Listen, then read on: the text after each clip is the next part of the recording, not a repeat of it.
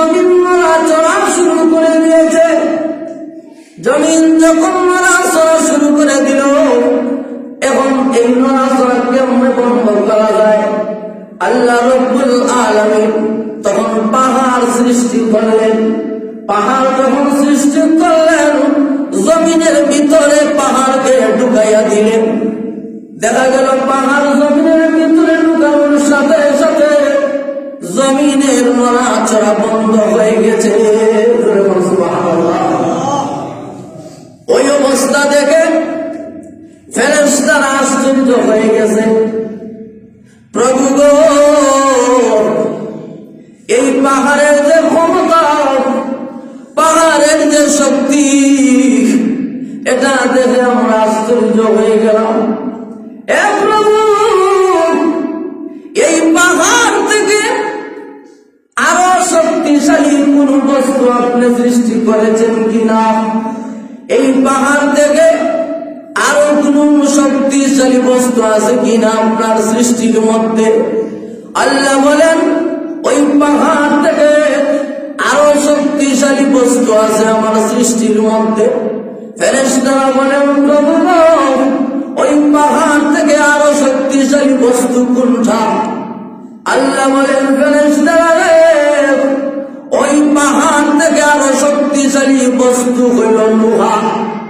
পাহাড় যত শক্তিশালী হোক না কেন, পাহাড় যত বড় বড় শক্তিশালী পাথরের পাহাড় হয় না কেন, লোহা যদি হয়, ওই লোহা দিয়া বড় বড় শক্তিশালী পাহাড়কেও বেঁধে চুরমার করা যায়। পাহাড়কে টুকরা টুকরা করা যায় লোহার মাধ্যমে। অতএব পাহাড় থেকে লোহার শক্তি বেশি। ফেরেশতারা আশ্চর্য হয়ে গেছে। আশ্চর্য হয়ে বলে, প্রভু গো, ওই লোহা থেকে আপনার সৃষ্টির মধ্যে আর শক্তিশালী কোন বস্তু আছে? আল্লাহ বলেন, লোহা থেকেও আরো শক্তিশালী বস্তু আছে। সেটা হইল আগুন। আগুন এত শক্তিশালী, লোহা যদি আগুনের ভিতরে ঢুকাইয়া দেওয়া হয়, তাহলে একেবারে আগুনের লোহাকে পানির মতো বানাইয়া যাবে, লোহাকে জ্বালাইয়া দেয়। ফেরেশতারা আরো আশ্চর্য হয়ে বলে, ও প্রভু, আগুন এত শক্তিশালী, তাহলে আপনি আগুনের চাইতে আপনার সৃষ্টির মধ্যে আরো শক্তিশালী কোন বস্তু আসেনি? আল্লাহ বলেন, আগুনের চাইতেও আরো শক্তিশালী বস্তু আছে। ফেরেশতারা বলেন, প্রভু, সেই বস্তুটা কি? যেই বস্তু আগুনের চাইতে আরো শক্তিশালী? আল্লাহ বলেন, আগুনের চাইতে শক্তিশালী হইল পানি। আগুন যতই দাউ দাউ করে জ্বলে না কেন, যখন পানি দেওয়া হয় তখন আর আগুন আগুন থাকে না, নিভে একেবারে নিস্তব্ধ হয়ে যায়। পানি যখন আগুনের মধ্যে পড়ে, আগুন সাথে সাথে নিভে যায়। ফেরেশতারা আশ্চর্য হয়ে গেছে, বলে, প্রভু গো, ওই পানি চাইতে আপনার সৃষ্টির মধ্যে আরো শক্তিশালী কোন বস্তু আছে? আল্লাহ বলেন, পানির চাইতে আরো শক্তিশালী বস্তু আছে। ওই বস্তুটা হইল বাতাস। বাতাস এত শক্তিশালী, পানিকে বাষ্প করে উড়াইয়া নিয়ে যায়। পানিকে বাতাসের কাঁধে করে নিয়ে আকাশে নিয়ে যায়।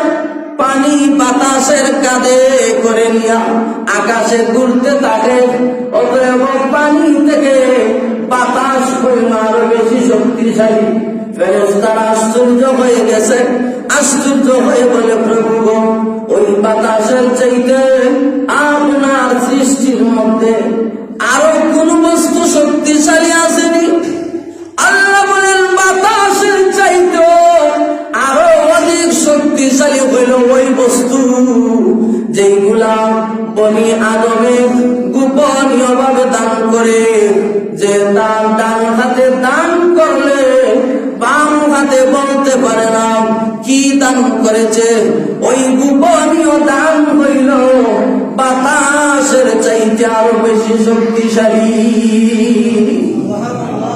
গোপনীয় দান যেইগুলা লোক দেখানোর উদ্দেশ্য থাকে না, গোপনীয় ভাবে দান করা হয়, একমাত্র আল্লাহর উদ্দেশ্যে, আল্লাহর জন্যই দান করা হয়। ওই দানের উসিলায় আল্লাহ রাব্বুল আলামিন মানুষদেরকে কঠিন কঠিন বিপদ থেকে বাঁচাইয়া রাখেন, বড় বড় বিপদ থেকে আল্লাহ বাঁচাইয়া রাখেন। যে মানুষ দান করে বসেছে লুকাইয়া, তার উপরে আসতেছিল আসমান থেকে বড় বিপদ আসতেছিল, আর ওই দানে তার ওই বিপদকে কেটে ফেলে, ওই দানের উসিলায় আল্লাহ রাব্বুল আলামিন তার থেকে এই বিপদগুলোকে দূর করে দেন। সুবহানাল্লাহ।